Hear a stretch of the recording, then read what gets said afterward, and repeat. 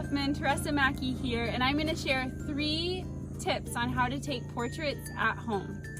The first one will be all about light. The second one, the rule of thirds, and the third one is where do they stand? All right, number 1, all about light.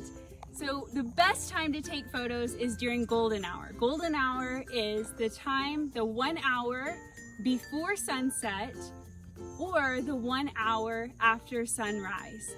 You can even get an app on your phone to tell you exactly when golden hour is for a specific day. Just search it in your app store, super easy to find, and that'll help you take the best photos at the best hour of the day.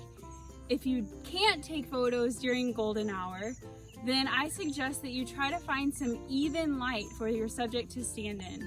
I don't know if you can see this here, but I have the sun behind me, and then there's different lights. If I stood right here, I might have more of a shadow on my face because the direct sunlight is right in my eyes. So you want to make sure that you can look at the ground and see where the light is even, and that's where you want your subject to stand in order for them to be to have no shadows on them.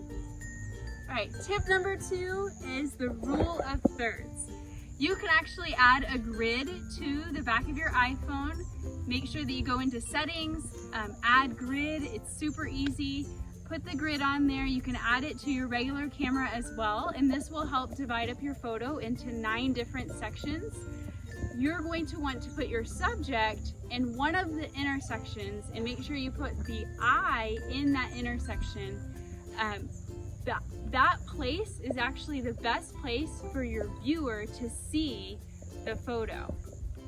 All right, once you've got your lighting down and the thirds of the photo, now you have to figure out where your subject is going to stand.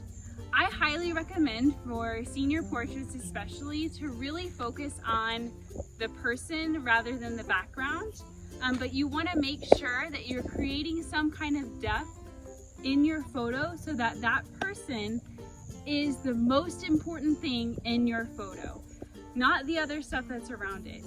So if you are taking a photo in your backyard, it's very important to not stand right next to the fence. You want to create depth. So make sure, especially if you put on portrait mode on your iPhone, it's going to tell you to go back 8 feet, things like that. But a lot of times people think that you need to have the fence right there and then your subject right in front of it. But you want to make sure that you create depth. So make sure that your subject is in front of whatever your background is. A great place to do it while you're at home is actually just to go out in the middle of the street. Hopefully there's not a bunch of other people out there, a bunch of other things in the street at the time, so be careful.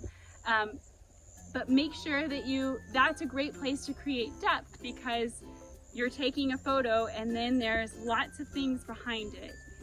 And you can really focus in on your subject, which is your senior right in front of you.